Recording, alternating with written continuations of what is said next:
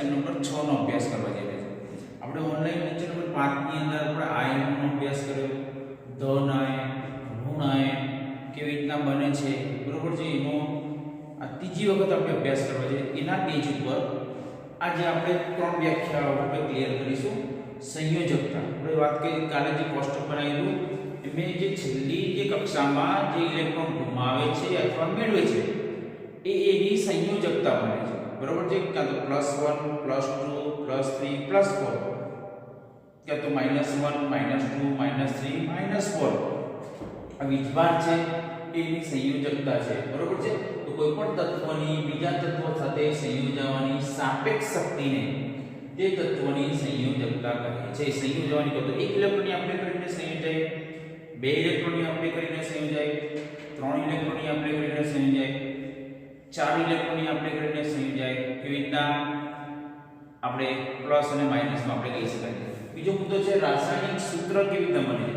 આગળના પણ લેક્ચરમાં આપણે શીખી ગયા છે, બરોબર છે. રાસાયણિક સૂત્રમાં કોઈ પણ સંયોજનના બંધારણના સાંકેતિક નિરૂપણને રાસાયણિક સૂત્ર, સાંકેતિક નિરૂપણ એટલે એ સૂત્ર પરથી એનો વીજભાર પ્રદર્શિત થવો જોઈએ, બરોબર. જેમ કે એ HCl લખ્યું છે, બરોબર છે. HCl માં H નો પ્લસ વીજભાર છે, Cl નો -1 વીજભાર છે.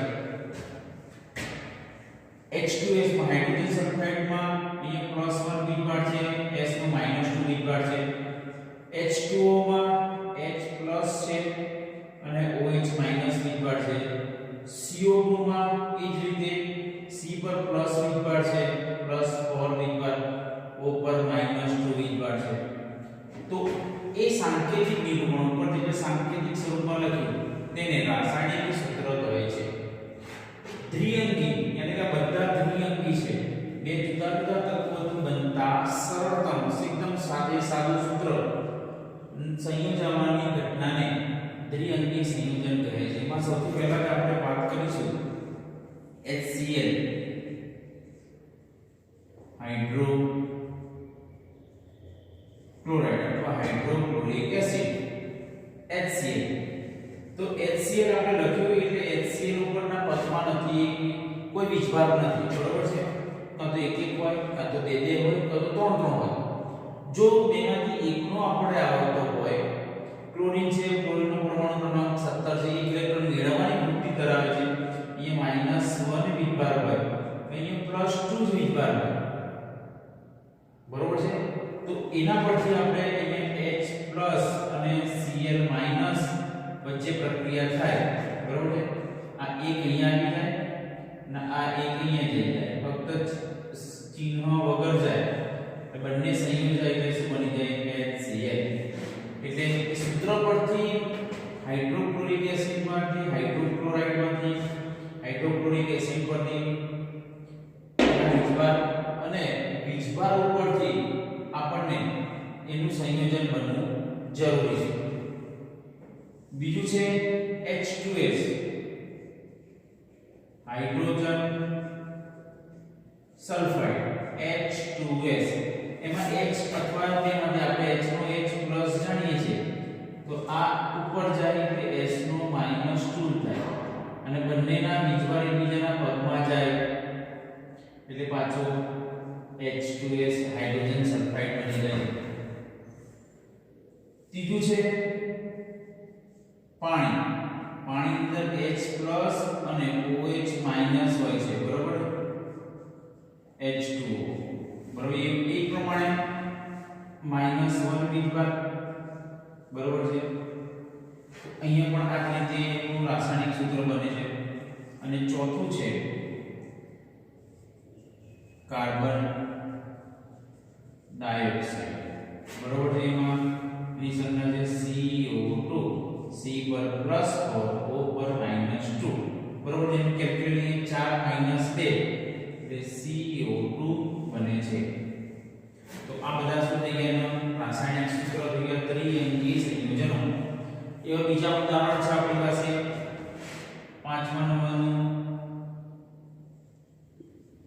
એલ્યુમિનિયમ ઓક્સાઇડ, બરોબર છે. Al2O3, બરોબર છે એલ્યુમિનિયમ ઓક્સાઇડનું સૂત્ર છે Al2O3. Al2O3 પરથી ખબર પડી જાય કે એલ્યુમિનિયમનો કેટલો વીજભાર છે, ઓક્સિજનનો કેટલો વીજભાર છે. બરોબર છે. આ 3 છે એ આનો વીજભાર છે, 2 છે એ આનો વીજભાર છે, એટલે Al+3 O-2 આ બે વચ્ચે સંયુગીકરણની પ્રક્રિયા થાય Al2O3 બને છે એલ્યુમિનિયમ ઓક્સાઇડ. આમ નામ ઉપરથી આપણે સૂત્ર પરથી ના વીજભાર પ્રાપ્ત થાય એટલે વીજભારને પરથી આ બે અહીંયા જાય ચિહ્ન વગર 3 અહીંયા જાય એટલે Al2O3 આપણને અહીંયા મળે છે. છઠ્ઠા નંબરનું છે કેલ્શિયમ ઓક્સાઇડ CaO. બરોબર છે. એટલે અહીંયા પાછું એક કોઈના પગમાં કોઈ વીજભાર નથી, બરોબર છે, કોઈ સંખ્યા નથી. આ તો 1 હોય, કાં તો 2 હોય, કાં તો 3 હોય. કેલ્શિયમની આપણે જાણીએ છીએ 2+2 વીજભાર તો આનો -2. ઓક્સિજનનો -2 જાણીએ તો આનો +2. બરોબર છે. તો Ca+2+O-2 આ બે આના પગમાં જાય, આ બે આના પગમાં જાય અને સમાન સંખ્યા હોવાથી CaO કેલ્શિયમ ઓક્સાઇડ આપણે લખીએ છીએ. પછી છે સોડિયમ નાઇટ્રેટ.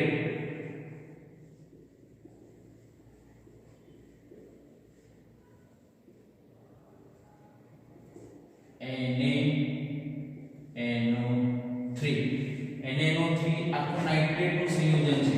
એટલે અહીંયા પણ કાં તો 1 વીજભાર હોય, કાં તો 2 હોય, કાં તો 3 હોય. તો સોડિયમનું 1+1 જાણીએ છીએ તો આનો કેટલો થઈ જાય -1. એ જ પ્રમાણે Na+1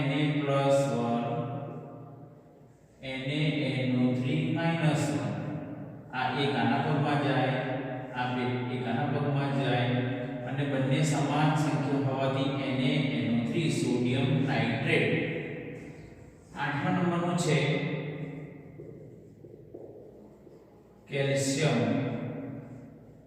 હાઇડ્રોક્સાઇડ. એનું સૂત્ર છે CaOH2. તો આ બે છે આના છે, અહીંયા કશું નહીં એટલે એક સમજવાનું, એક અહીંયા જાય એટલે Ca+2+OH-1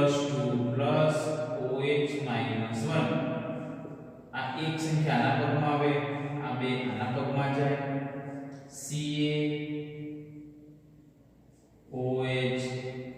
કેલ્શિયમ હાઇડ્રોક્સાઇડ. નવમા નંબરનું છે સોડિયમ કાર્બોનેટ Na2CO3. આ 2 છે એ આના છે, CO3 આખો છે એટલે અહીંયા કશું એટલે 1 છે એટલે 1 અહીંયા આવે Na+1 અથવા CO3-2 આ બે આના પદમાં આવે, અહીંયા 1 છે એ અહીંયા જાય એટલે આપણને Na2CO3 સોડિયમ કાર્બોનેટ નું સ્ટ્રક્ચર બને છે. તો આમનું ફોટો પાડી અને સ્ક્રીનશોટ પાડી અથવા વિડિયોને પોઝ કરીને તમે લખી દો કે તેથી તમે નોટબુકમાં લખી શકો. બરોબર છે. તો આ જ પ્રમાણે આપણે બીજા તત્વોનો પણ અભ્યાસ કરીશું. આને લખવાના સાથે સાથે આની સાથે PDF ફાઇલ આવશે, એનો પણ આપણે અભ્યાસ કરીશું, એનો પણ આપણે લખીશું. બરોબર છે. આ તો લખવાના છે બોર્ડ ઉપરથી જોઈને. બરોબર છે. ના દેખાય તો ઝૂમ કરીને જુઓ. બરોબર છે. તો એ બધું તમારે અહીંયા લખવાનું રહેશે. હવે આપણે આગળ 10મા નંબરનું જોઈશું આપણે. તો પછી છે ખાસ વિડિયોને પોઝ કરીને મારી સાથે લખવાનું રાખો, કારણ કે તમે બીજી વાર શીખવા જઈ રહ્યા છો. તો હવે 10મા નંબર એનું નામ છે એમોનિયમ સલ્ફેટ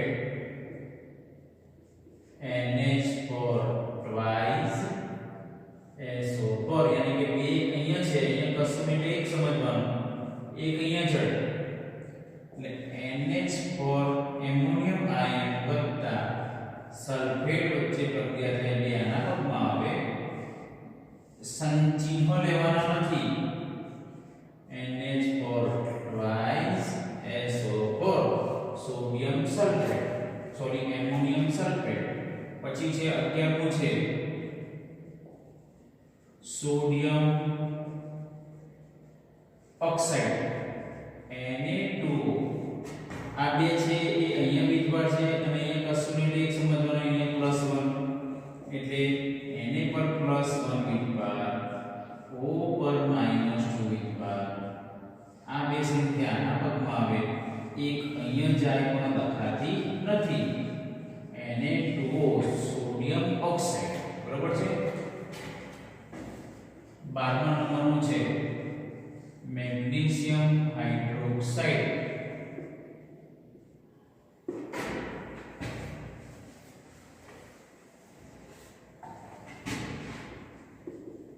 મેગ્નેશિયમ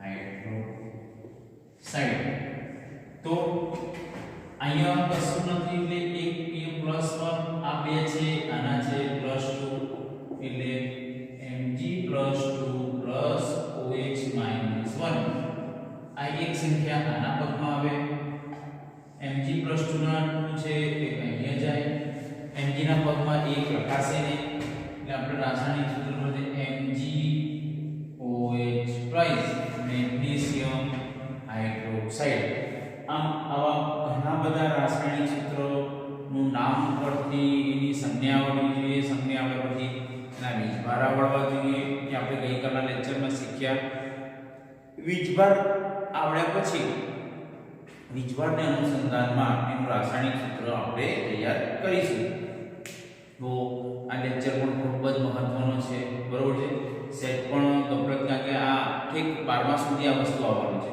અત્યારે આપણે બેઝિક શીખી રહ્યા છીએ બરોબર છે તો વિદ્યાર્થી મિત્રો આ વિડિયોને પણ પોઝ કરી અને 10 થી 12 પણ લખી દેજો હવે એટલે ફરી લખવાની નથી બરોબર છે આને 12 સુધી ફરી લખી દેજો તો વિદ્યાર્થી મિત્રો આજે આ રોજે રોજનું કાર્ય કરશો તમે આ વિડિયોને લાઈક કરશો શેર કરશો કોમેન્ટમાં તમારું નામ લખશો એટલે તમે જોયું એની હાજરી પૂરી જાય અને જે બેલ આઇકોન છે બેલ આઇકોન પર હિટ કરો એનાથી શું થશે કે જે પણ વિડિયો અઠવાડિયામાં 3 દિવસ જ આવે છે એ તમે બધા દિવસ ગ્રુપમાં આવ્યા પહેલા તમે એને નિહાળી શકો છો તો તમે સબસ્ક્રાઇબ ન કર્યું હોય બેલ આઇકોન ન કર્યું હોય તો કરી દેશો દરેકમાં તમારે કોમેન્ટ કરવાની છે અને શેર કરવાનું છે તો વિદ્યાર્થી મિત્રો આજે આટલું